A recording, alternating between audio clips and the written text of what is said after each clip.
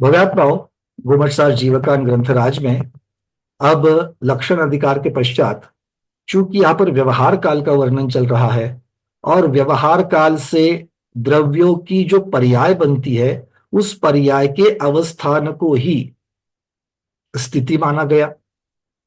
और चूंकि ये स्थिति है, काल द्रव्य से संबंधित बाह्य निमित्त से बनती है, इसलिए व्यवहार काल के बाद में ये दो गाथाएं आचार्य भगवान ने रखी है। किंतु ये दोनों गाथाएं जो है ये निगडित है स्थिति अधिकार के। स्थिति अधिकार की ही गाथा है, किंतु स्थिति का अधिकार बाद में विस्तार में आएगा। चूंकि व्यवहार काल से संबंधित ये गाथा है, आचार्य भगवान ने इसको व्यवहार काल के साथ में रखा है। तो अभी स्थिति अधिकार की ये दो गाथा होगी, फिर क्षेत्र अधिकार चलेगा, फिर से स्थिति अधिकार आगे आ जाएगा। क्लियर है? पूछना नहीं भैया ये दो ही चीजें अलग से क्यों नहीं, क्योंकि ये व्यवहार काल से संबंधित है। यहां पर ये गाथाओं का वर्णन हो चुका है। चलिए, यहां से मैं आपको दो गाथाएं शेयर कर रहा हूं, दर्शन कर लेना। उसका उच्चारण कर लेते हैं। छद्दौवाठाणं सरिसं तियकाल अथ पज्जाये व्यंजन पज्जाये वा मिलिदे तानं ठिदे तादो एदव्यमीजे अथ पज्जया व्यन पज्जया चावी तीदानागद भूदा तावदियम तम हवदिदव्वम। आचार्य भगवान कह रहे हैं छद्दव्वा अवट्ठानम, छह द्रव्यों का जो अवस्थान है, अवस्थान का अर्थ क्या किया था? स्थिति। स्थिति किसकी होती है? स्थिति किसकी होती है? स्थिति किसकी होती है? जल्दी बोलना, warm up. VK Jain ji, स्थिति किसकी होती है? पर्याय की। बहुत सुंदर, पर्याय की होती है। और पर्याय किसकी होती है? द्रव्य की। द्रव्य की होती है। अर्थात द्रव्य की स्थिति होती कि नहीं होती है? जब पर्याय की अपेक्षा से वर्णन करो तो द्रव्य की स्थिति होती है, नहीं तो द्रव्य नित्य अविनाशी है। बिल्कुल सही। याद आ रही है सबकी चीजें? चलिए, थोड़ा सा वार्म अप कर लिया। तो आचार्य भगवान कहते हैं छह दव्वा अवस्थानम, छह द्रव्य का अवस्थान, छह द्रव्य की जो स्थिति है वो कितनी है? सरिसम, समान है। क्यों? क्योंकि छह द्रव्य अनादि अनंत है। तो द्रव्य नय की अपेक्षा, द्रव्यार्थिक नय की अपेक्षा से जब हम लोग उच्चार करेंगे तो सभी द्रव्यों की स्थिति समान है कि नहीं है? जब से जीव द्रव्य है तभी से पुद्गल द्रव्य है कि नहीं है? और जब तक पुद्गल द्रव्य रहेगा तब तक जीव द्रव्य रहेगा कि नहीं रहेगा? रहेगा। तो सभी द्रव्यों की स्थिति समान है। किंतु ये द्रव्य द्रव्यात्मिक नय से हो गया। पर्यायतिक नय से आचार्य भगवान कहते हैं तीय कालम अथ पज्जाए व्यंजन पंजाए वा। क्या कह रहे हैं? तीय काल अर्थात तीनों कालों की, तीनों कालों की। अब काल भी द्रव्य है और काल द्रव्य की भी पर्याय बनती है। पर्यायार्थिक नय से देखेंगे तो कौन कौन सी बनती है? वो कह रहे हैं अर्थ पर्याय और व्यंजन पर्याय। कौन सी होती है? अर्थ पर्याय और व्यंजन पर्याय। और एक ही द्रव्य की ये दो पर्याय जो होती है उसको मिलाने पर उस द्रव्य की संपूर्ण पर्याय बनेगी कि नहीं बनेगी?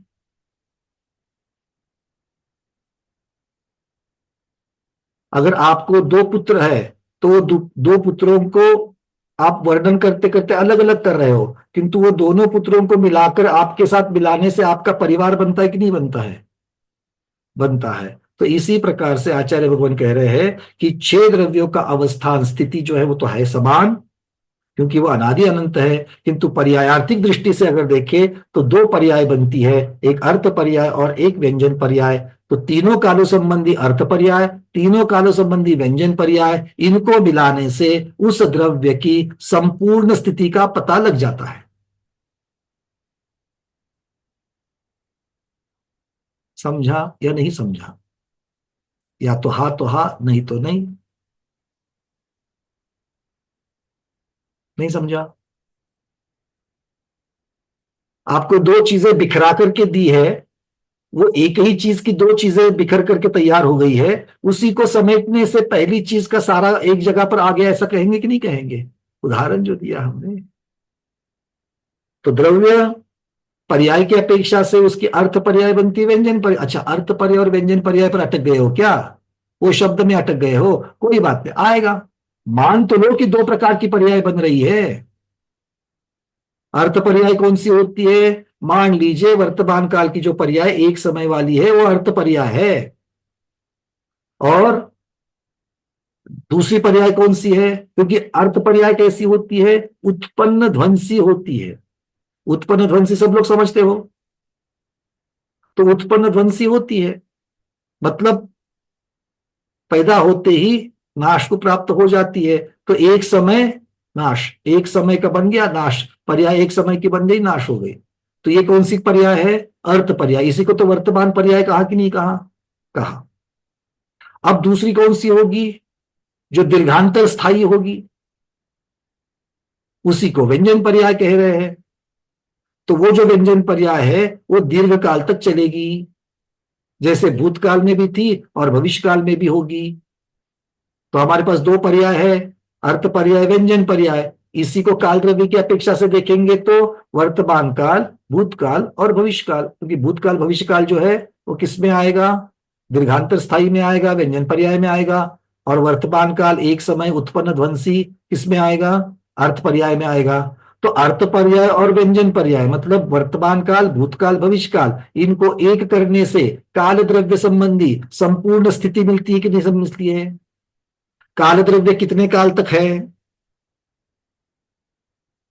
काल द्रव्य कितने काल तक के लिए है? अनादि अनंत, ये एक उत्तर तो हो ही गया। उसके अलावा व्यवहार से देखेंगे तो एक कथन निश्चय से किया, दूसरा कथन व्यवहार से कर रहे हैं। तो व्यवहार से कितना होगा? जो भूतकाल में था, जो वर्तमान काल में है और जो भविष्य में रहेगा, इन तीनों को इकट्ठा करने से क्या होगा? काल द्रव्य की संपूर्ण स्थिति पता चलेगी कि नहीं चलेगी? तो काल द्रव्य की संपूर्ण स्थिति कैसे पता चली? जब उसकी अर्थ पर्याय और व्यंजन पर्याय को एक किया गया, तब जाकर के उस द्रव्य की संपूर्ण स्थिति पता चली। अब समझ में आ गई बात? आचार्य भगवान यही कह रहे, दूसरा कुछ नहीं कह रहे। वो क्या कह रहे हैं? तीनों कालों की तीय काल अत्थ पज्जाए व्यंजन पज्जाए वा मिलिदे तानम ठिदित तादो। वो दोनों को एकत्र करने से उस द्रव्य की संपूर्ण पर्याय स्थिति मिल जाती है। अब आगे क्या कह रहे हैं? ये तो 581 की बात हो गई। 582 में क्या कह रहे हैं देखो। ए यदवियमी जे अत्थ पज्जाया वियन पज्जया चावी। एद वियमी, एक में, एक द्रव्य में, क्योंकि द्रव्य की चर्चा चल रही है, क्या है? जितनी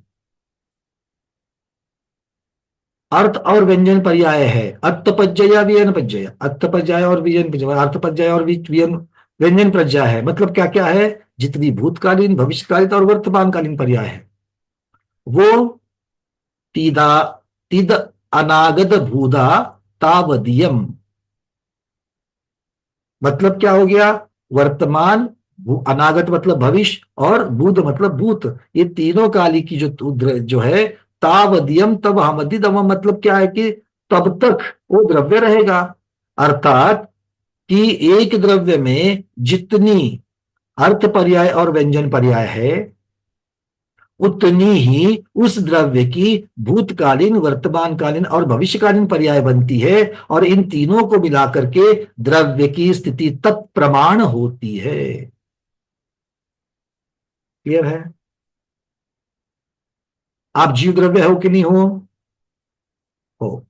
तो जीव द्रव्य की तीन पर्याय देख लो। भूतकालीन पर्याय दिख रही है जीव द्रव्य की, क्या दिख रहा है? अनादिकाल से संसार में भ्रमण कर रहे हैं, अलग अलग जन्म प्रकार, जन्म मरण कर रहे हैं। वो हम तब से है कि नहीं है? है। अभी वर्तमान काल की एक समय की अर्थ पर्याय है कि नहीं है? है। भूतकाल की तो व्यंजन पर्याय हुई, वर्तमान काल की एक समय की अर्थ पर्याय हुई। और यहां से भविष्य में हम रहेंगे कि नहीं रहेंगे? क्या गारंटी है? इतनी गारंटी के साथ कह रहे हैं हम रहेंगे। हाँ, गारंटी के साथ ही कह रहे हैं। क्यों? क्योंकि हम मनुष्य पर्याय की अपेक्षा से नहीं कह रहे, भविष्य की समस्त पर्याय की अपेक्षा से कह रहे हैं। क्योंकि जीव द्रव्य का तो नाश नहीं होना है, तो भविष्य काल में तो हमारी पर्याय बनेगी थोड़ी बहुत, देव की और मनुष्य की, देव की और मनुष्य की, देव की और मनुष्य की, उसके बाद सिद्ध पर्याय हो जाएगी। क्लियर है? मतलब हमारी इस जीव द्रव्य की भूतकालीन, वर्तमानकालीन और भविष्यकालीन या दूसरे शब्दों में कहेंगे अर्थ पर्याय और व्यंजन पर्याय, इनको मिलाकर के जितना काल होगा, जितनी स्थिति होगी, उतनी स्थिति ही इस द्रव्य की, जीव द्रव्य की होगी। कुछ कठिन कह रही, क्या कठिन लग रहा है? अच्छा, चलो एक और उदाहरण देते हैं। इस मनुष्य पर्याय में आपको कितना समय हो गया? इस मनुष्य पर्याय में कितना समय हो गया? जितना भी हुआ। नहीं नहीं, मैं आपकी उम्र नहीं पूछ रहा हूं, तो चर्चा ही नहीं है, ठीक है ना, मैं क्यों उम्र पूछूंगा। पर इतना तो बता सकते कि जितनी हुई है उम्र अब तक, वो सारी की सारी भूतकाल में है। वो आपकी भूतकाल पर्याय है, इस मनुष्य की भूतकाल पर्याय है। ठीक है, व्यंजन पर्याय का एक भाग हो गया। अभी वर्तमान एक समय का है, वो आपके अर्थ पर्याय है। और यहां से मरण होने तक भविष्य की पर्याय है, वो भी व्यंजन पर्याय है। तो आपके मनुष्य भव पर्याय की स्थिति कितनी हो गई? भूतकाल, भविष्य काल, वर्तमान काल, तीनों को मिला लो, उतनी हो जाएगी। बस भगवान वही कह रहे हैं। आपने एक पर्याय की अपेक्षा से देखा, यहां पर सभी पर्यायों की अपेक्षा से मिलकर के देख रहे हैं। क्लियर है? चलिए, तो इस प्रकार से आचार्य भगवान यहां पर अर्थ पर्याय और व्यंजन पर्याय, इन दोनों को मिलकर के तत्प्रमाण द्रव्य की स्थिति होती है, ये पर्यायार्थिक में से कह रहे हैं। अब अर्थ पर्याय के बारे में विशेषार्थ में कहते हैं कि अत्यंत सूक्ष्म होती है, क्षण क्षण में उत्पन्न होकर के नष्ट होने वाली है, और ये सिर्फ ज्ञान का विषय है, शब्दों से कही नहीं जा सकती।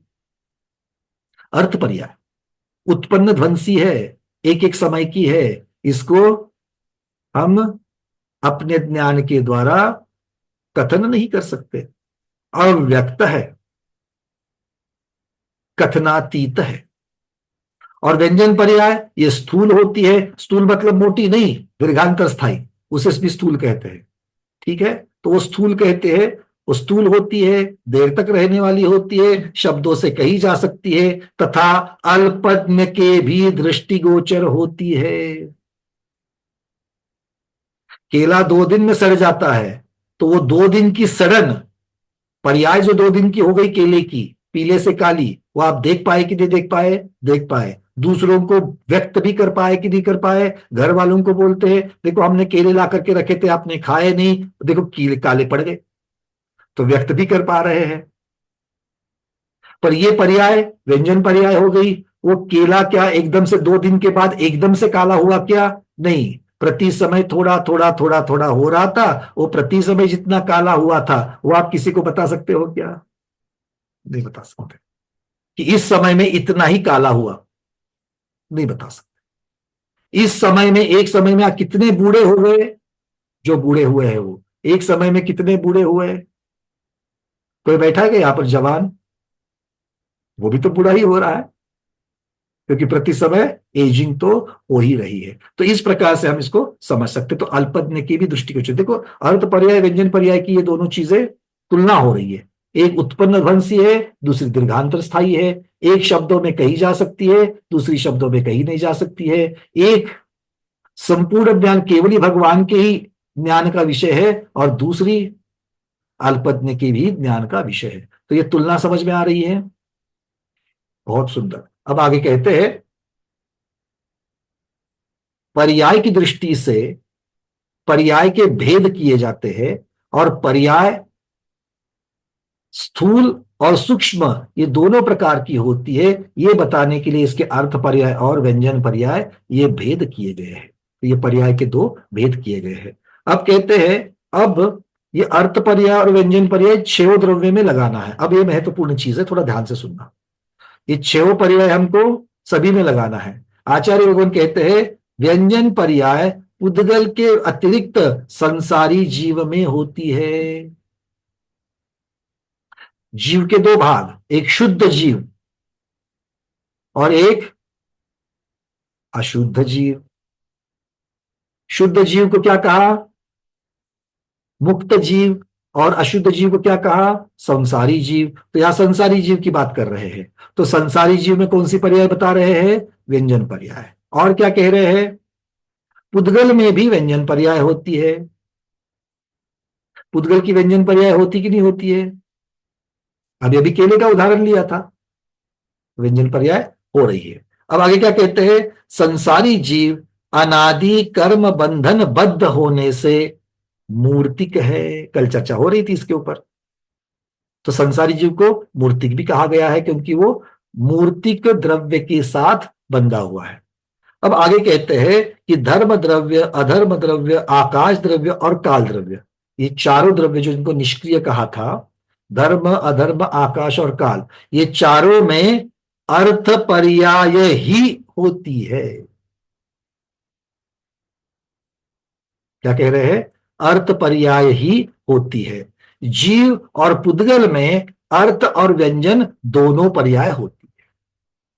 जीव और पुद्गल में अर्थ और व्यंजन दोनों पर्याय होती है। सिद्ध जीव भी शुद्ध द्रव्य है, मुक्त जीव शुद्ध द्रव्य है, अतः सिद्ध जीवों में भी अर्थ पर्याय ही होती है। आचार्य भगवान ने यहां पर मुख्यतः से शुद्धावस्था और अशुद्धावस्था की अपेक्षा से जीव द्रव्य का वर्णन कर दिया, और बाकी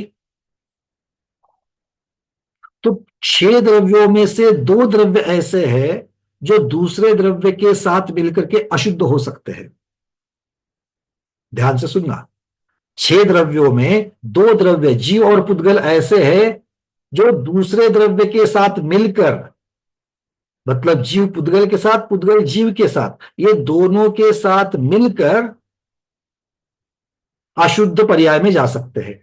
और आचार्य भगवान कह रहे हैं अशुद्ध पर्याय में दोनों पर्याय देखी जाती है, और शुद्ध द्रव्य में देखा जाए तो फिर वो कहते हैं अर्थ पर्याय ही होती है। शुद्ध द्रव्य में अर्थ पर्याय ही होती है, इस प्रकार का वर्णन आचार्य भगवान कह रहे हैं। तो सिद्ध जीव भी शुद्ध द्रव्य है, अतः सिद्ध जीवों में भी अर्थ पर्याय होती है। तो जीव का वर्णन 2 तरीके से कर लिया।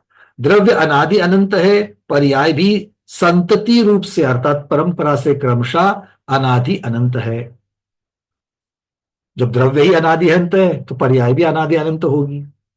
अतः एक द्रव्य में जितनी पर्याय है उतना ही द्रव्य है। एक द्रव्य में जितनी पर्याय है उतना ही द्रव्य है। अभी हम अगर द्रव्य को देखेंगे, ये जीव द्रव्य, हम सब लोग अलग अलग जीव द्रव्य है।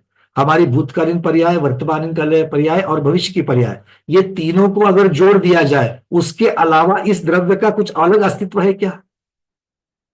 इस जीव द्रव्य का कोई अलग अस्तित्व है क्या? नहीं है। मतलब आचार्य भगवान कह रहे हैं कि एक द्रव्य में जितनी पर्याय होती है उतना ही द्रव्य है, क्योंकि द्रव्य के बिना पर्याय और पर्याय के बिना द्रव्य नहीं होता।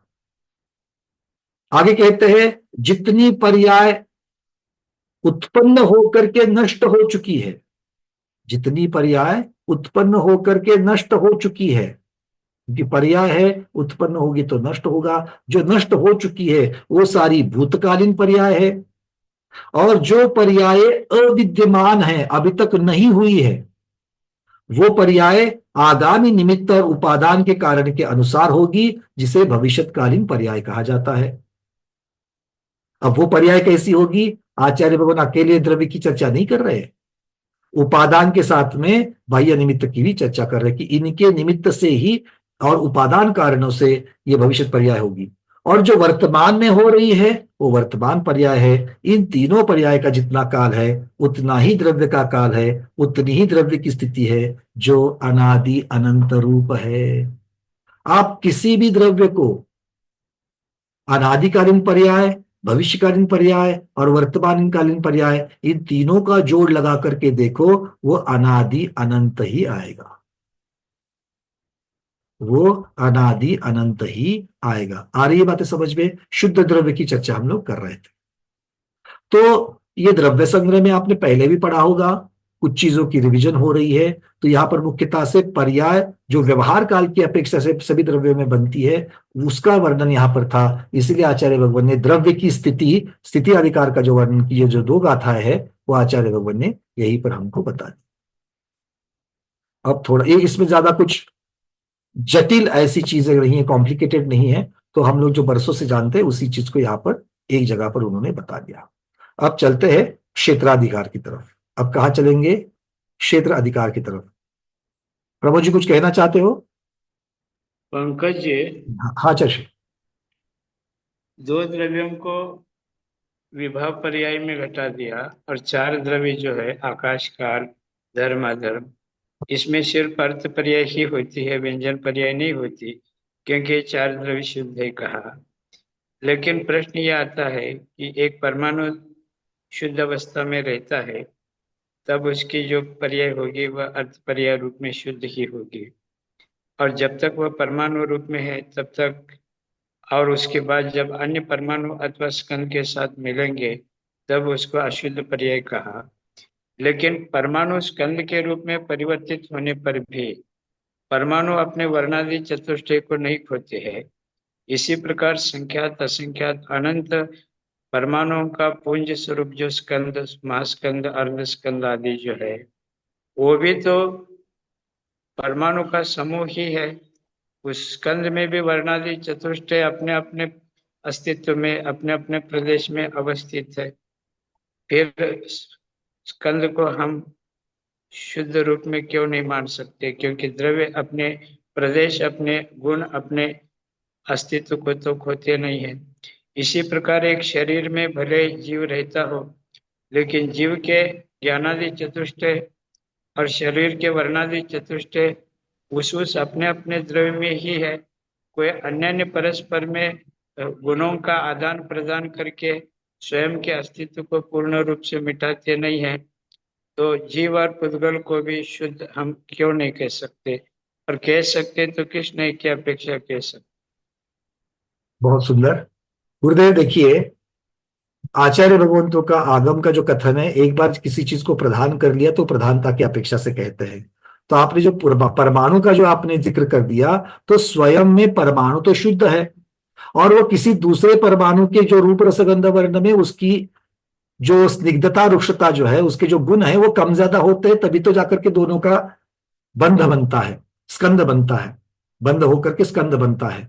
ये जब स्कंद बनता है तो मेरे पास दो परमाणु का अगर मैं द्वैनुक अगर स्कंद कहूंगा, तो ये परमाणु अपने सारे गुणधर्मों को लेकर के है, दूसरा परमाणु अपने गुणधर्मों को लेकर के है, किंतु बंद होने के पश्चात भले वो अपने स्वभाव को ना छोड़े, किंतु ये यहां से तीसरी एक द्वैनुक ऐसी एक तीसरी अवस्था निर्माण होती है। जब उस तीसरी अवस्था को हम लोग जब प्रदान कर देते हैं तो उसका एक स्वतंत्र अस्तित्व हो जाता है, और वो फिर सारा वर्णन जो है उसके स्वतंत्र अस्तित्व की अपेक्षा से बताया जाएगा, उस स्वतंत्र पर्याय की अपेक्षा से कहा जाएगा।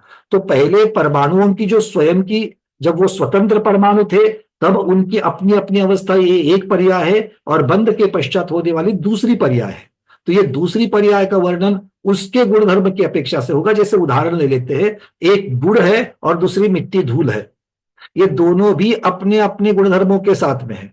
जब ये दोनों एक हो जाते हैं तो हमें मिट्टी भी गुड़ के जैसी मीठी लगती है, और गुड़ भी मिट्टी जैसा लगता है।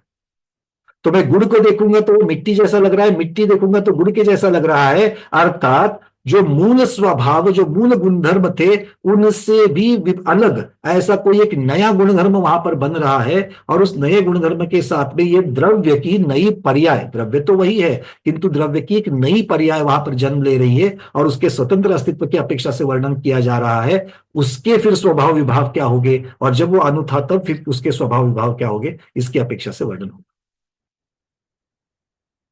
मतलब बंद होने से पहले की पर्याय और बंद होने के पश्चात की पर्याय, भले दोनों पुद्गल द्रव्य ही है, किंतु दोनों पुद्गल द्रव्य की अपेक्षा से देखा जाएगा तो उसका वर्णन अलग होगा। जैसे एक हम लोग अष्ट धातु कहते हैं, तो उसमें मान लो 8 प्रकार के धातु है, 8 प्रकार के धातु जो है वो स्वतंत्र अस्तित्व को लेकर के है, उनके अपने अपने गुणधर्म को लेकर के है, किंतु इनका जब अलॉय बनता है, जब इनका जब मिश्रण बनता है, तो एक नए गुणधर्म को लेकर के, वो भी पुद्गल है किंतु एक नए गुणधर्म को लेकर के वहां पर एक नई अवस्था, नई पर्याय वहां पर व्यक्त होती है, और इसीलिए उसकी अपेक्षा से वर्णन करना, उसका एक स्वतंत्र अस्तित्व की अपेक्षा से वर्णन करना, ये भी आचार्य भगवंतों ने आगम में किया है। उसकी अपेक्षा से ये सारा वर्णन देखना पड़ेगा जी।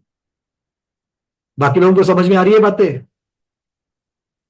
तो दोनों का अपना अपना अस्तित्व है ही है, तब तक आप अलग अस्तित्व की चर्चा करोगे जब तक अलग है, किंतु जब वो बंध को प्राप्त होंगे तो एक नई पर्याय, जैसे हमारा ये संसारी जीव, संसारी जीव में दो द्रव्य अलग अलग है। मैं तो पहले जो मैंने उदाहरण लिया था गुड़ मिट्टी का, वो तो दोनों पुद्गल की पर्याय थी। अब यहां पर तो जीव और पुद्गल दोनों पर्याय, दोनों के अलग अलग गुणधर्म है, फिर भी दोनों जब एक साथ आ रहे हैं तो एक नई पर्याय का जन्म हो गया कि नहीं हो गया? एक संसारी जीव, ना ये शुद्ध जीव है ना ये शुद्ध पुद्गल है, तो ये तीसरी नई अवस्था का निर्माण है, और उसका एक स्वतंत्र अस्तित्व है कि नहीं है? अगर स्वतंत्र अस्तित्व नहीं होता तो गोबरसाह जीव का लिखा ही नहीं जाता। सारा का सारा जो संसारी जीव को आगे लग करके जो लिखा गया है, वो ना वो पुद्गल के, देखो मार्गणा, मार्गणा जो देखी गई है जीव को यहां पर पहचानने के लिए, किंतु कौन से जीव को पहचान रहे हो आप लोग? शुद्ध जीव को तो है ही नहीं है। गुणस्थान की आप चर्चा कर रहे हो, गुणस्थान किस में है? गुणस्थान पुद्गल में होता है कि जीव द्रव्य में होता है? बोलो। अगर जीव द्रव्य में होता तो सिद्ध परमिष्टि का गुणस्थान कौन सा है? और अगर पुद्गल में होता तो जिस सोफे पर आप बैठे हो उस सोफे का गुणस्थान कौन सा है? तो जब दोनों में नहीं होता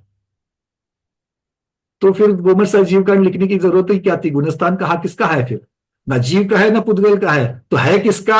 ये जो नई अवस्था तैयार हो चुकी है, नई पर्याय तैयार हो चुकी है, जिसे संसारी जीव जो दोनों की मिक्सचर है, उसमें ये सारी चीजें हमको दिखाई दे रही है, और इसलिए तीसरी अवस्था का स्वतंत्र अस्तित्व है, और उनके भी गुणधर्मों की चर्चा, या फिर उनके भी लक्षण की अपेक्षा से जो चर्चा है वो सारी चर्चा होगी। उसकी स्थिति की चर्चा होगी, उसके फल की चर्चा होगी, उसकी संख्या की चर्चा होगी, उसके नाम की चर्चा होगी, उसके लक्षण की, मतलब सारे अधिकार जो लग रहे हैं वो उस स्वतंत्र नई पर्याय को भी लगाए जाए।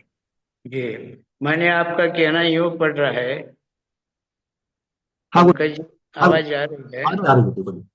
माने विभाव पर्याय दो प्रकार की हो गए, एक विभाव गुण पर्याय और एक विभाव द्रव्य पर्याय। मति, श्रुत, अवधि और मन पर्याय, ये जो चार ज्ञान है, ये विभाव गुण पर्याय के अंतर्गत आते हैं। या राग द्वेष मोहादि जो भाव है, काशायिक भाव, ये विभाव गुण पर्याय में आ गए। और नर नारकादि जो पर्याय है, ये विभाव द्रव्य पर्याय आ गई। उद्गल का सीधा संबंध होने के कारण ये विभाव द्रव्य पर्याय माना जाएगा। विभाव व्यंजन पर्याय, विभाव द्रव्य पर्याय भी इसको कहा जाता है। लेकिन मति आदि ज्ञान है विभाव गुण पर्याय। गुण पर्याय इसलिए कहा गया, ये मति आदि ज्ञान आत्मा का जो ज्ञान स्वभाव है, उस ज्ञान स्वभाव का ही ये विकारी भाव है, मति, श्रुत, अवधि और मन पर्याय ज्ञान। और केवल ज्ञान जो है ये स्वभाव गुण पर्याय है, क्योंकि ज्ञान का शुद्ध अवस्था ये केवल ज्ञान अवस्था है, इसीलिए इसको स्वभाव गुण पर्याय कहा जाए।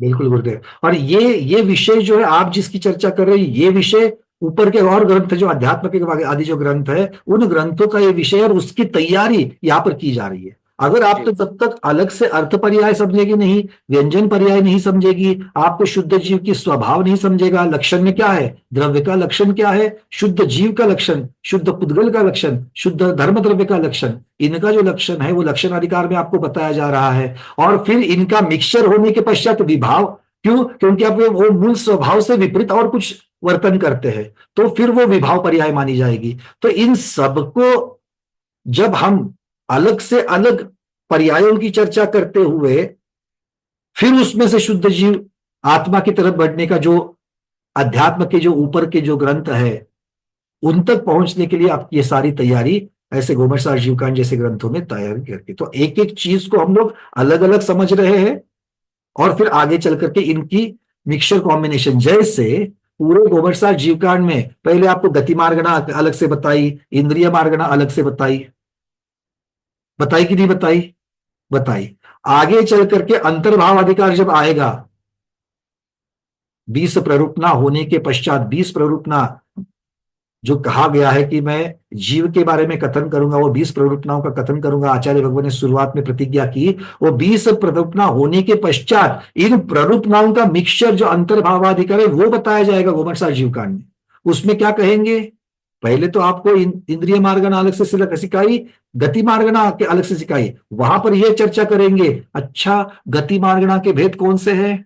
देवगति भी है, तो देवगति में कितने इंद्रिय जीव होते हैं? देखो चर्चा कर रहे गति की, गति के भेद की, और उसमें दूसरी मार्गना को ला रहे हैं, तो गति मार्गना में कितने इंद्रिय वाले जीव होते हैं? बोलो। सिर्फ पंचेंद्रिय होते हैं, हा या ना? नरक गति में कितने इंद्रिय जीव होते हैं? सिर्फ पंचेंद्रिय जीव होते हैं। और ये आपको ये कथन क्यों किया? क्योंकि ये कथन आपकी जिज्ञासा का समाधान करता है कि नरकों में जो नदी नाले आदि जो स्थावर दिख रहे हैं, क्या वो नारकी है?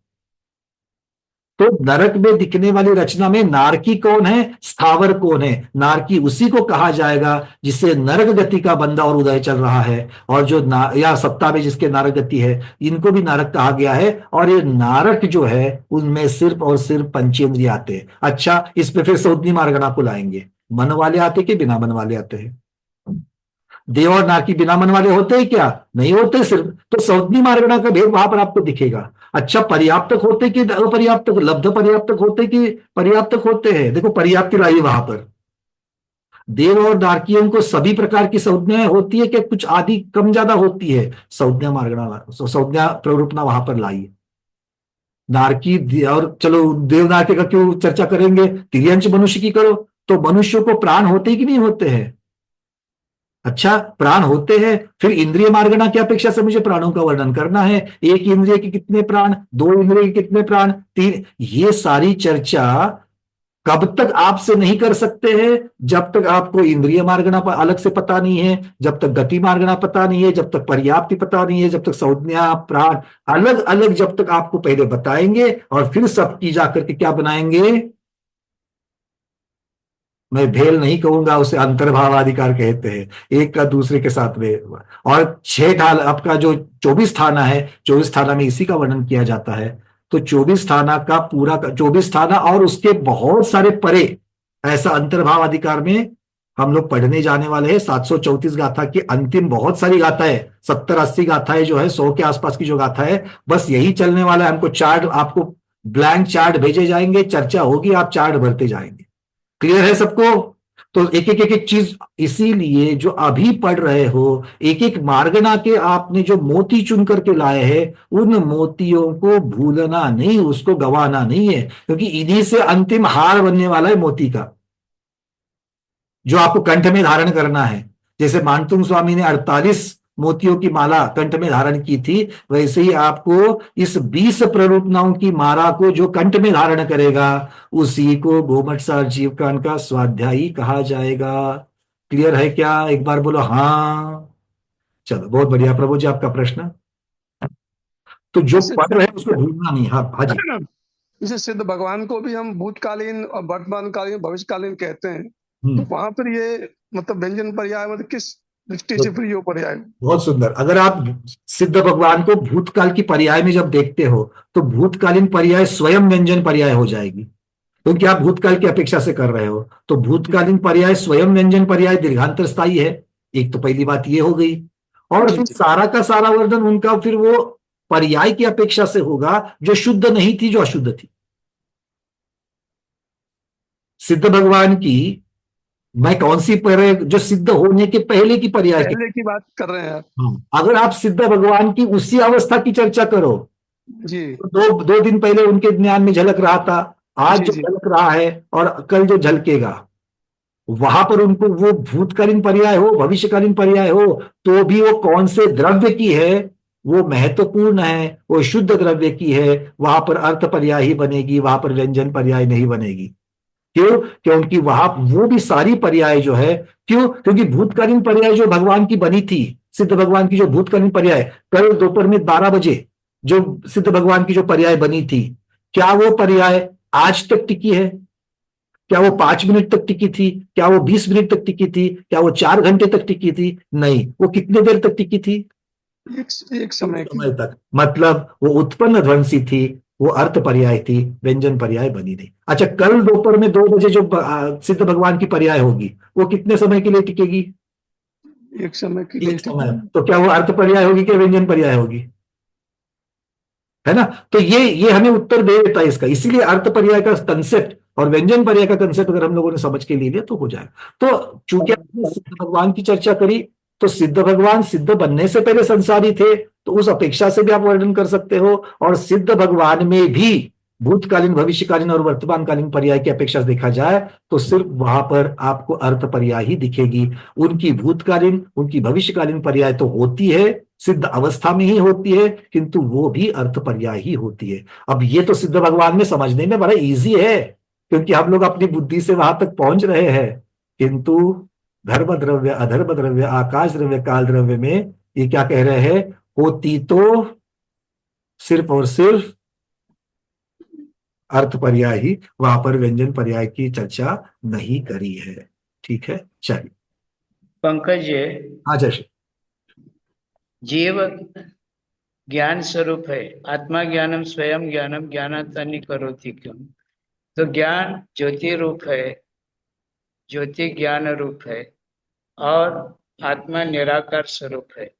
आत्मा का जो आकार है वो प्रदेशत्व गुण के कारण किसी न किसी आकार को धारण करता है। जब तक वह कर्म सापेक्ष चार गति में था तो चार गति का देह धारण करता था। जिस समय उस देह को छोड़ दिया तो उसके दूसरे ही समय में नया जन्म धारण करने के कारण नया आकार धारण करता है उस गति संबंधी। अब सिद्ध भगवान मनुष्य गति में ही कर्म नष्ट करके वो सिद्ध अवस्था को प्राप्त हो गए। तो मनुष्य पर्याय का जो आकार था वही आकार सिद्ध अवस्था में है। किंचित न्यून ये बात अलग है, क्योंकि अन्य गति संबंधी आकार उनका नहीं है। सिद्धों का जो आकार है वो मनुष्य के ही आकार का आकार है, क्योंकि मनुष्य गति में ही कर्म नष्ट के करने के कारण अंतिम पर्याय में जो आकार था वो उस आत्मा के प्रदेशत्व गुण के कारण मनुष्य आकार को धारण किया। तो उसकी वह स्थूल द्रव्य व्यंजन पर्याय सिद्ध अवस्था में नहीं कहा जा सकता है क्या, भूतपूर्व प्रज्ञा पर नहीं की अपेक्षा, क्योंकि बिल्कुल अभी भी वर्तमान में उनका जो आकार है वह मनुष्य आकार ही है। वह आकार द्रव्यत्व गुण के कारण और प्रदेशत्व गुण के कारण वैसा वह मॉडल बना है सिद्ध अवस्था में। हालांकि ज्ञान जो है वह शुद्ध ज्ञान है, पहले उनका अशुद्ध ज्ञान था क्योंकि चौक्षर में ज्ञान था। अभी सर्वघाती कर्म प्रकृतियों का नाश होने के कारण माने ज्ञानावरणीय संबंधी केवल ज्ञान प्रकट हुआ, क्योंकि पूर्ण रूप से एक तो आवरण रहता है केवल ज्ञानावरण का, अथवा पूर्ण रूप से एक ही समय में नाश को प्राप्त होता है 12वें गुणस्थान के अंतिम समय में। इसीलिए ज्ञान एक तो पूर्ण अच्छन होता है या तो पूर्ण निरावरण होता है केवल ज्ञान संबंधी। तो ज्ञान तो अमूर्तिक होने के कारण वो तो सबको समझ में आता है, लेकिन सिद्धों के जो व्यंजन पर्याय है वो तो पूर्व पर्याय के अपेक्षा ही उनकी वह व्यंजन पर्याय है, भले वह शुद्ध रूप में है, क्योंकि उनके आकार में अब कोई नामकर्म का वहां पर उदय नहीं है, अथवा नामकर्म के उदय से सिद्धों को सिद्ध पर्याय में वह आकार नहीं मिला है। लेकिन पूर्व पर्याय के कारण वह आकार उन सिद्धों को धारण करना ही पड़ा है। इसलिए सिद्धों में भी स्थूल द्रव्य व्यंजन पर्याय है, ऐसा मानने में कहाँ बाधा आती है। बिल्कुल बाधा नहीं है, और इसलिए तो उमा स्वामी महाराज ने 10वें अध्याय में सिद्ध भगवंतों की भी भेद कर दिए। तप से सिद्ध, नयो से सिद्ध, सुसंयम सिद्ध, चरित सिद्धा, ये सारे जो सिद्ध भक्ति भी जो हम लोग कहते हैं, आप कहते हो, तो ये सारे क्या है, ये तो सिद्धों के भेद है, और ये सारे के सारे पूर्व पर्याय की अपेक्षा से है। जी बिल्कुल, ये सारे पूर्व पर्याय की अपेक्षा से है। और पूर्व पर्याय कौन सी थी, संसारी थी, तो संसारी थी तो व्यंजन पर्याय बननी ही बननी है। तो इस अपेक्षा से आप उसको और जो आपने आकार की बात करी, तो उस आकार जो उसने व्यंजन पर्याय में, जो संसार पर्याय में जो उस जीव ने धारण किया था, अब मुक्त अवस्था में उसको बिखेरने के लिए कोई कारण नहीं है, उस आकार को डिस्टर्ब करने का कोई कारण नहीं है, इसीलिए वो जो आकार था वो आकार बना रह रहा है।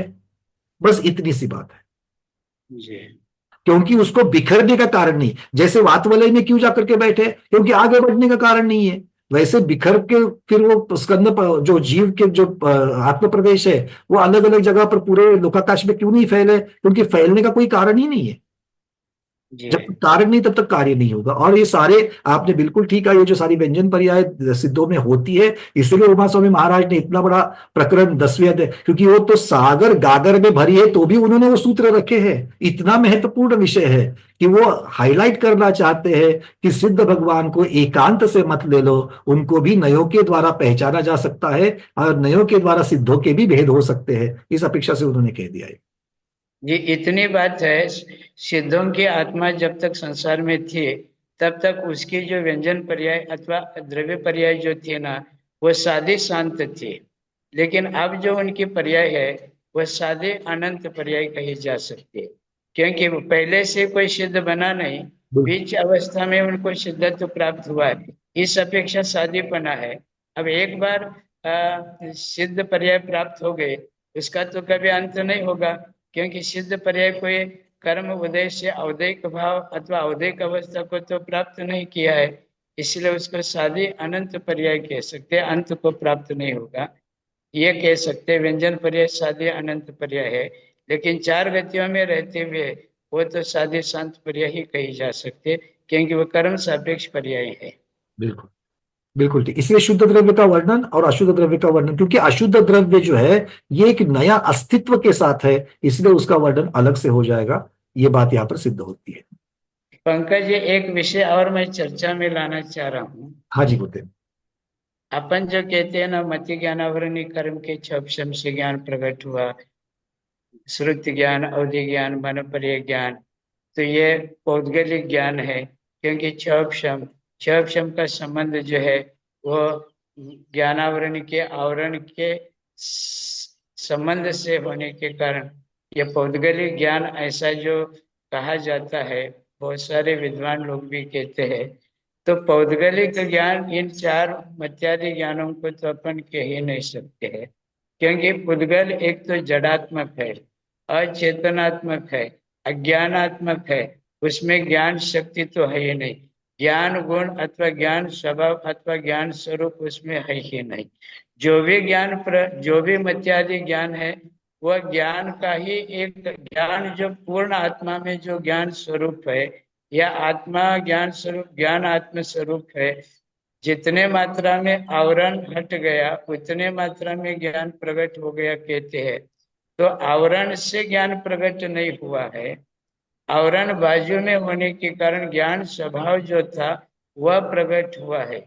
इसलिए मत्यादि जो ज्ञान है वह आत्म स्वरूप ही है, लेकिन वो स्वरूप में बाधा ज्ञानावरणी कर्म पौद्गलिक जो आवरण है वह आच्छन्न थे।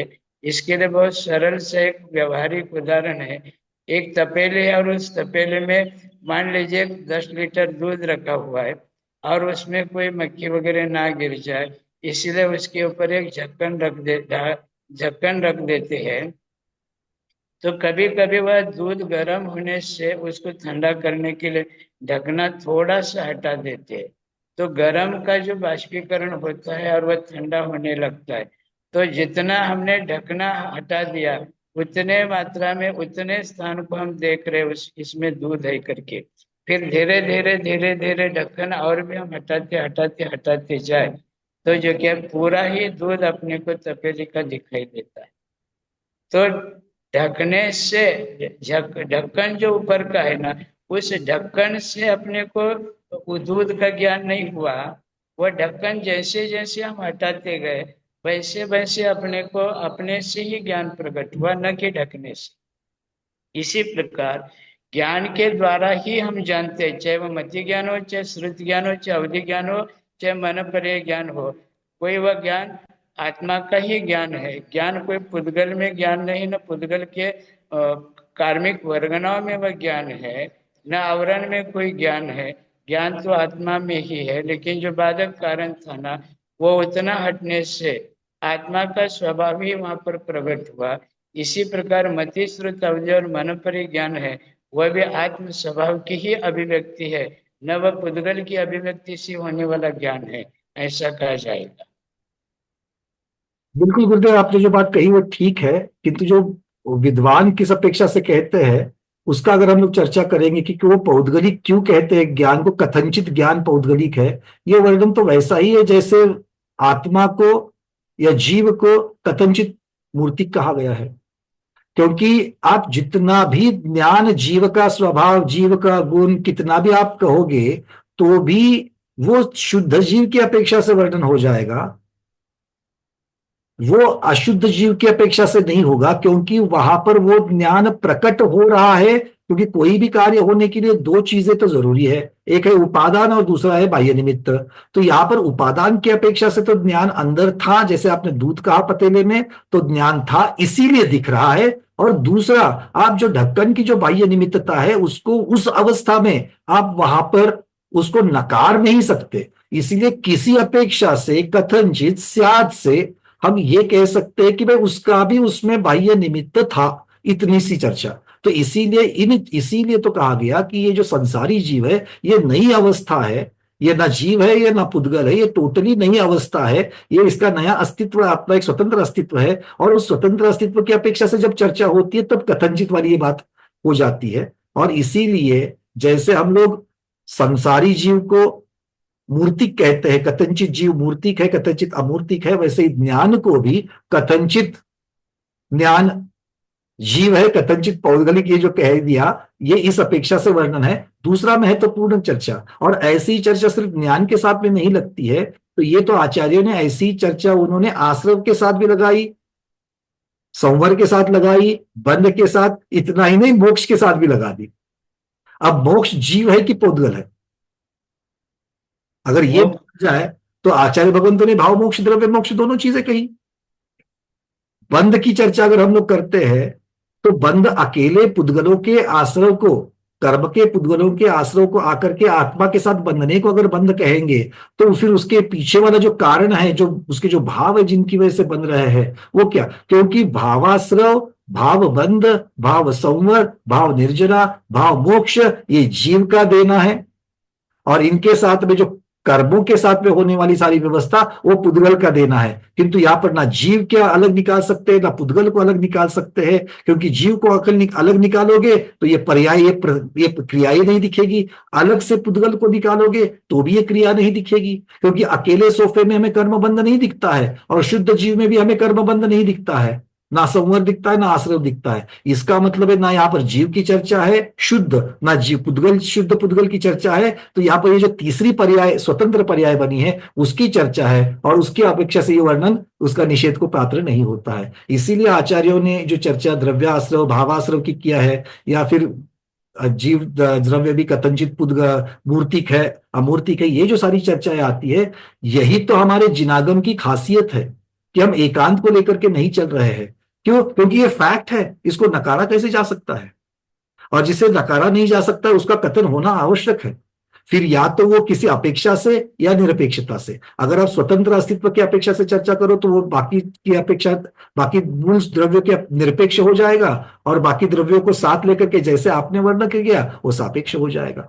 तो इनकी मतलब इस तरीके से देखा जाए तो इसका ये कथन जो है वो आगम सम्मत ही मानना पड़ेगा, क्योंकि ये कथन करने की पद्धतियां जिन आगम में दी है। लेकिन ज्ञान जो पुद्गल है ना, पुद्गल है, द्रव्य है, और उसमें स्पर्शादि गुण है, ज्ञानादि गुण नहीं, गुण की अपेक्षा चेतन गुण उसमें नहीं है, और चेतन गुण नहीं होने के कारण चेतन के पर्याय भी नहीं है। मति श्रुत अवधि मन पर्याय, ये जो ज्ञान कहा जाता है ये वस्तुतः पुद्गल के अंदर उत्पन्न हो जाए तो हर परमाणु में, हर स्कंद में, हर स्कंदों के स्कंद जो बने हैं उसमें भी ये ज्ञानादि ये गुण दिखाई देना चाहिए। जबकि जड़ जो पुद्गल अभी हम जो देखते हैं भिन्न भिन्न खंड खंड रूपों में, उसमें तो ज्ञानादि गुण नहीं है, क्योंकि जब तक चेतना उसमें प्रविष्ट ना हो तब तक वह पुद्गल अपने सक्रियता की भागीदारी निभा नहीं सकता है, तब तक तो वह पड़ा ज्यों का त्यों पड़ा ही रहता है। तो ये सारी बातें बिल्कुल मतलब सर आंखों पर, कोई इसमें दो राय नहीं है। पर फिर भी हम लोग जीव को कथनचित मूर्तिक मानते कि नहीं मानते हैं? मैं थोड़ा सा दृष्टांत अगर यहाँ पर दे दूं तो रोटी तो आटे से ही बन रही है, गेहूं के आटे से ही रोटी बन रही है।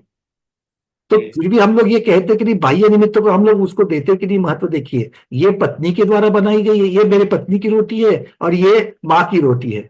अब रोटी माँ से बनी है या पत्नी से बनी है, वो तो बनी गेहूं की है, और आटा भी एक ही डब्बे से लिया गया है, उसी गैस स्टोव के ऊपर उसी तवे के ऊपर बनाया। फिर भी हमने रोटी को कथनचित बना दिया कि नहीं बना दिया, उसका निर्देशन जो है कथन, क्योंकि ये सिर्फ कथन की पद्धतियां है, इसमें ना द्रव्य के ऊपर कोई फर्क पड़ने वाला ना किसी के ऊपर पड़ने वाला, ये तो सिर्फ कथन की पद्धतियां है, और कथन की अलग अलग पद्धतियां हो सकती है। और यही यहाँ पर जैसे माँ की रोटी और ये रोटी पत्नी की रोटी है, ये जैसा हम लोग कहते हैं कि जब भी उनमें सिर्फ बाह्य निमित्तता है, बस सिर्फ बाह्य निमित्तता है, तो कुछ कथन बाह्य निमित्तता की अपेक्षा से भी होता है, तो उस अपेक्षा से बिल्कुल मानना पड़ेगा।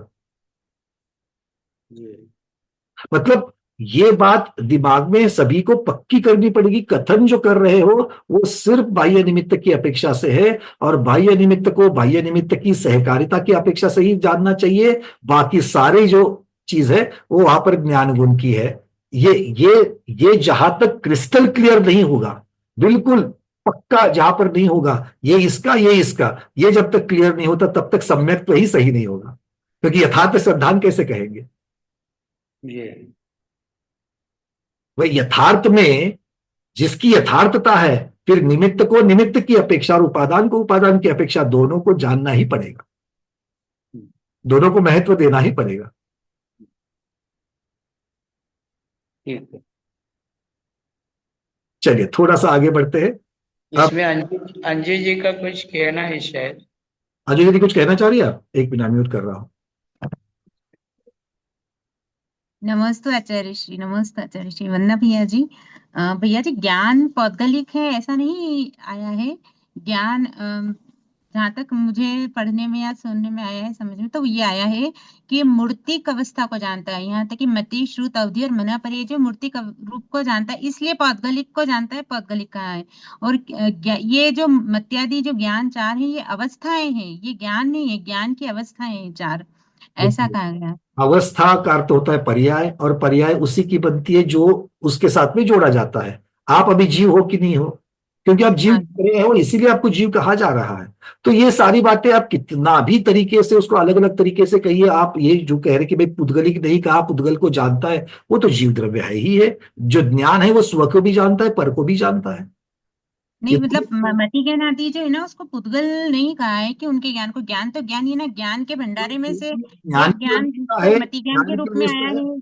ये गुण की अवस्था है, इसीलिए तो पर्याय कहा जाएगा, इसलिए वो सब हाँ की पर्याय है। और ज्ञान की पर्याय को ज्ञान कहना ही पड़ेगा, ज्ञान की पर्याय को ज्ञान क्यों नहीं कहेंगे।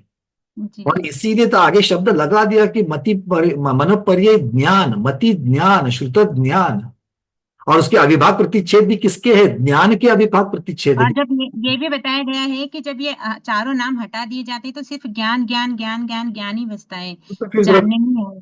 फिर द्रव्यातिक और पर्यायतिक नहीं की अपेक्षा से वर्णन हो जाएगा, जी। क्योंकि द्रव्यातिक से देखोगे तो विभव पर्याय बनेगी ही नहीं, हाँ कोई संसारी जीव दिखेगा ही नहीं आपको। अब ये चारों आवरण, मति, श्रुत, अवधि और मन पर्याय के जो आवरण है, ये आवरण हटने के बाद जो केवल ज्ञान प्रकट होता है, तो मति आदि चार ज्ञानों के द्वारा जो विषय जाना जाता था स्थूल रूप से, अल्प रूप से, वो केवल ज्ञान का भी विषय बनता है। माने जो क्या है, ये चारे ज्ञानों के द्वारा जो जाना जाता था, वो केवल ज्ञान के द्वारा भी आर पार रूप से जाना जा रहा है। इसीलिए केवल ज्ञान ये तो आत्मा का स्वभाव नहीं है। आत्मा महाराज जी इसको ऐसा लीजिए कि अंतर से केवल ज्ञान के द्वारा जाना जा सकता है, जाना जाता है ये सब, तब एक एक पर्याय जो उसमें से निकली है, तो मति ज्ञान का जितना आवरण हटा है तो मति ज्ञान जान रहा है। ये इस तरीके से हम केवल ज्ञान से मति ज्ञान आदि पर आएंगे। स्वभाव तो जीव का केवल ज्ञान है ना, स्वभाव जीव का मति ज्ञान आदि नहीं है। नहीं बता अंजू दीदी, एक बात मैं आपको भी सॉरी बीच में टोक रहा हूं। मति ज्ञान कितना जानता है इसकी जब चर्चा करोगे तब क्षयोक्षम की चर्चा आएगी। पर मति ज्ञान जानता है कि नहीं जानता है, मतलब वो ज्ञान है कि नहीं है, यहाँ की ये मूल चर्चा है। क्या मति ज्ञान को ज्ञान कहना चाहिए कि नहीं कहना चाहिए? ज्ञान तो है मति ना, तो ज्ञान है, लेकिन मतिपना उसकी अवस्था है, मतिपना उस ज्ञान का स्वभाव नहीं हो गया वो यूं। क्योंकि मैं इसलिए तो कह रहा हूं, क्योंकि यहाँ पर एक नई स्वतंत्र अस्तित्व वाली वस्तु, मैं वस्तु कहूंगा क्योंकि ये ज्ञेय है, ये नई वस्तु वहां पर बन रही है, तो नई वस्तु का यथार्थ कथन करना ही होगा। जो जो उसके साथ में है बिल्कुल करना पड़ेगा।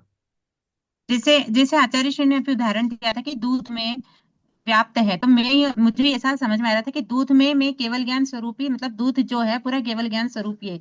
जितना जितना ढकने का आवरण हटता गया तो मति ज्ञान और श्रुत ज्ञान का आवरण तो उतना ज्ञान हुआ। जितना और ढकना हटा तो वो अवधि ज्ञान का आवरण हटा तो अवधि ज्ञान उत्पन्न हुआ। लेकिन स्वभाव तो मेरा प्रकट कहाँ से आया? मति ज्ञान अलग से नहीं आया कि श्रुत ज्ञान अलग से नहीं आया, उस केवल ज्ञान स्वभावी आत्मा में से ही ये पर्याय प्रकट हुई है। मुझे ऐसा, तो वो ज्ञान तो ज्ञान है, वो पौद्गलिक अवस्था में, पौद्गलिक रूप में नहीं है, इसलिए पौद्गलिक हो गया क्योंकि वो जान किसको रहा है, वो अच्छा, अतीन्द्रिय ज्ञान को बताइए नहीं जान रहे तो ऐसा। बताइए, अभी मैं इसी चर्चा को थोड़ा सा आगे बढ़ा रहा हूँ कि आप कह रहे हैं कि किसको जान रहा है उसकी अपेक्षा से आप उसको मूर्ति का मानोगे, नहीं तो नहीं मानोगे। अब आप एक बात बताइए मुझे कि लब्धि से सिर्फ ज्ञान होता है, मति ज्ञान की चर्चा, लब्धि से सिर्फ ज्ञान होता है क्या द्रव्येंद्रिय से भी होता है? मतलब द्रव्येंद्रिय जब तक मिलेगी नहीं, अकेले लब्धि से होगा क्या? नहीं होगा। संसारी जीव के तो नहीं होगा तो अभी तक। द्रव्येंद्रिय किसका भाग है, जीव का है क्या पुद्गल का? जी। तो जानने में पुद्गल की सहकारिता है कि नहीं है, क्या उसको है अपना? ना, वो कथन तो आया है ना उसमें कि तो आत्मा को ज्ञान कराने में एक निमित्त है और आत्मा का सेकंड, ज्ञान कराने में निमित्त है, हमारा ये कहना दोनों है बातें। कि पुद्गल की सहकारिता है तो पुद्गल की सहकारिता है, इतना ही बोलो। हम हाँ तो पुद्गल, पंकज जी, आपका यूं कहना हुआ, खिड़की के सामने रह करके कोई व्यक्ति बाहर का दृश्य देख रहा है, तो खिड़की अगर बंद कर देवे तो बाहर का दृश्य दिखाई नहीं देगा जो व्यक्ति देखना चाह रहा है। बिल्कुल तो निमित्त है कि खिड़की, नहीं वो तो निमित्त। लेकिन वह खिड़की बाहर के दृश्य को नहीं देख रही है, देखने वाला भीतर कोई है, वही बाहर का दृश्य देख रहा है। इसी प्रकार पांच इंद्रियों के द्वारा, द्रव्य इंद्रियों के द्वारा हम देखते हैं, लेकिन देखने वाला आत्मा, और आत्मा का जो ज्ञान है वही बाहर का दृश्य देखता है, जानता है। लेकिन संसार अवस्था में चार इंद्रियों के सिवाय हम नहीं देख सकते। जैसा कि एक अंधा व्यक्ति, आंख न होने के कारण वह व्यक्ति बाहर का दृश्य नहीं देखता, भले ही आंख नहीं होने से वह चार इंद्रिय जीव नहीं है, वो तो पंचेंद्रिय है, लेकिन एक द्रव्येंद्रिय का सहकार उसको ना मिलने के कारण। इसी प्रकार ये पांच इंद्रियों के द्वारा जान रहा है, इसका मतलब पांच इंद्रिया पुद्गल से निर्मित है, इसीलिए पुद्गल जन्य ज्ञान है ऐसा नहीं कह सकते। ज्ञान तो ज्ञान जन ही है, बिल्कुल, इंद्रिया तो मात्र उसमें सहायता है, सहकारी है। किंतु पुद्गल की सहायता है। हाँ, पुद्गल की सहायता है, इसीलिए उसको श्रेय दिया गया। बड़े लोगों का बड़प्पन ये है वो कि श्रेय देते हैं, वो श्रेय। बेटा पैसा कमा लेता है लेकिन मंदिर में दान जब देता है तो अपने दादाजी के नाम से, बाबा जी के नाम से वह दान देता है, कमाया तो बेटे ने ही है। इसी प्रकार ज्ञान, जो ज्ञेय पदार्थ को जो जानता है वह ज्ञान के द्वारा स्वयं ही जानता है, लेकिन उस ज्ञान आत्मा का बड़प्पन यह है कि पुद्गल को उसका श्रेय दिया गया, क्योंकि ये जो इंद्रियां तैयार हुई है ये पुद्गल से तैयार हुई है। इसलिए ठीक है भाई, ये पुद्गल जन्य ज्ञान है ऐसा कहा जाएगा, उपचार से, व्यवहार से। और गुरुदेव देखिए, अगर वो नहीं कथन में अगर वो नहीं आएंगे तो फिर विपरीत कथन हो जाएगा। जी, और दूसरी बात मैं ये कहना चाह रहा हूँ मतलब वो कि नहीं कहेंगे तो एकांत कथन हो जाएगा, अलग गलत कथन हो जाएगा। क्योंकि तो फिर कोई अगर उसका आप जिक्र ही नहीं करोगे कि इनके निमित्त से हुआ है, तो कोई भी पढ़ने वाला क्या समझेगा कि बाह्य निमित्त की कोई जरूरत नहीं है, सारी चीजें जो है उपादान से हो रही है। और आज ऐसा एकांत मत दिख रहा है हमें कि जो निमित्त को कुछ भी उसके बारे में बोलने को तैयार नहीं है, सारी चीजें उपादान से मान रहा है। और अगर सारी चीजें उपादान से होती तो फिर निमित्त का क्या होता? निमित्त की जरूरत है कि नहीं है? नहीं है ना, जहाँ उपादान की प्रमुखता है वहां पर उपादेय उपादेय को श्रेय देना पड़ेगा। जहाँ हाँ, उसकी निमित्त की प्रमुखता है, जैसे अभी आपके क्लास में लगभग जो क्या है, बहुत सारे लोग क्लास में ज्वाइंट है, तो लगभग 200 लोग हैं, तो 200 लोगों का सारा विषय शब्द बाय शब्द, भाव भाव भाव आ रहा है ऐसा नहीं है, जबकि आप सबको समान रूप से पढ़ा रहे हैं। तो उपादान दृष्टि से देखें तो जिनका जैसा ज्ञान प्रकट है वैसा वह इस विषय को जान रहे हैं, लेकिन जानने के बाद तो यही कहा जाएगा कि भाई हमने यह विषय पंकज जी से समझा है, फिर मैंने मेरे ज्ञान से समझा है इस विषय को, अंजू हम नहीं कह सकते। हम तो यही कहेंगे पंकज जी से हमने यह विषय समझ लिया है। तो और इसी प्रकार एक और बात कहना चाह रहा था, केवल ज्ञान जो है ना, ये केवल ज्ञान भी मति आदि ज्ञान की तरह ही पर्याय है। ये तो स्वभाव नहीं है, केवल ज्ञान स्वभाव नहीं है, क्योंकि द्रव्य का जो स्वभाव होता है वह अनादि अनंत होता है, अनादि काल से अनंत काल तक होता है। ज्ञान स्वभाव है, लेकिन केवल ज्ञान उस ज्ञान की पर्याय है। पहले संसार अवस्था में मति श्रुत अवधि मन पर्याय ये ज्ञान की पर्याय थी, इसी प्रकार केवल ज्ञान ज्ञान की पर्याय है। तो फिर स्वभाव क्या? स्वभाव सिर्फ ज्ञान था, स्वभाव ज्ञान। अनादि अनंत था, केवल ज्ञान साधी अनंत है, कभी न कभी प्रकट हुआ। आज तारीख में किसी को केवल ज्ञान प्रकट हुआ तो आज शादी हो गया केवल ज्ञान उसके लिए, लेकिन अनादिकाल तक बना रहेगा।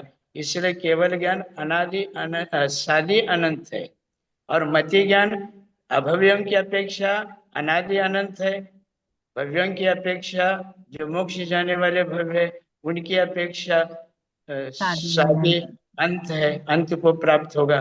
फिर वो ज्ञान नाश को प्राप्त हुआ क्या? ज्ञान पर्याय जितनी थी पूर्व में वो नाश को प्राप्त हो गई, लेकिन ज्ञान स्वभाव जो जीव का था वो नाश नहीं हुआ। तो वही वही मैं कह रही हूँ गुरुदेव। मत्यादि विभाव पर्याय जो थी ना, वह केवल ज्ञान पर्याय के रूप में परिवर्तित हो गई। तो जी, ज्ञान का पर्याय में पूर्ण प्रकट विकास। हुआ क्या? जी जी हाँ, जी। तो केवल ज्ञान भी जो क्या है, स्वभाव नहीं है। केवल ज्ञान तो पर्याय में उसका प्रकट हुआ वो केवल ज्ञान है, लेकिन जो मुझ में जो है वो ज्ञान ज्ञान ज्ञान ज्ञान, वो ओनली मतलब सिर्फ केवल ज्ञान है।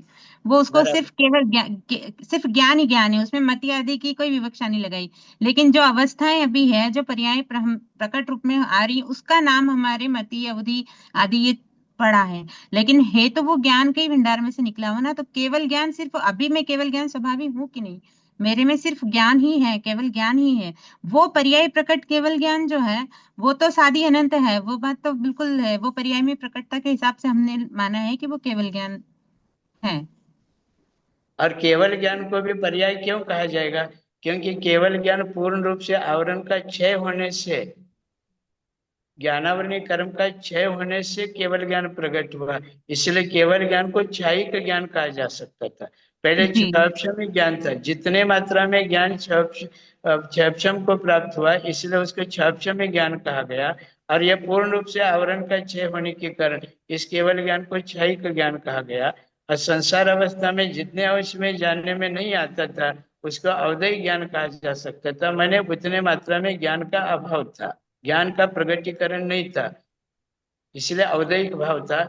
जिस अवदैहिक भाव को उमा स्वामी आचार्य ने अज्ञान भाव के रूप में रखा है, और उसको अज्ञान को भी अवदैहिक भाव में रखा है। जी आचार्य श्री, बहुत सुंदर आचार्य बहुत श्री, बढ़िया। बहुत तो बहुत। अंत में मैं इतना ही कहना चाहूंगा और इसका समारोप करना चाहूंगा कि यथार्थता की चर्चा जब चलेगी तो उपादान और निमित्त दोनों की चर्चा आएगी। अगर दोनों की चर्चा नहीं आएगी तो आज हम जिसे आज्ञा सम्यक्त्व से जो स्वीकार रहे हैं, जो हम अपने ज्ञान के भंडार में उसको जो रख रहे हैं, उसके लिए केवली भगवान की जो वाणी है, उस केवली भगवान की वाणी की जो हम लोग निमित्तता यहाँ पर जो मान रहे हैं, और इसीलिए केवली भगवान की वाणी है इसीलिए वो सही है, ये जो हम यथार्थ श्रद्धान कर रहे हैं वो भी निकल जाएगा अगर सिर्फ मैं अकेले ज्ञान की चर्चा करूंगा और निमित्त की चर्चा नहीं करूंगा। इन्हीं भावनाओं के साथ में आज के स्वाध्याय को गुरुओं के श्री चरणों में बारंबार नमोस्त वंदनामि इच्छाकार करते हैं और यहीं पर समापन करते हैं। बोले ज्ञानी योगी आचार्य भगवान श्री विद्यानंद जी महामुनिराज की जय।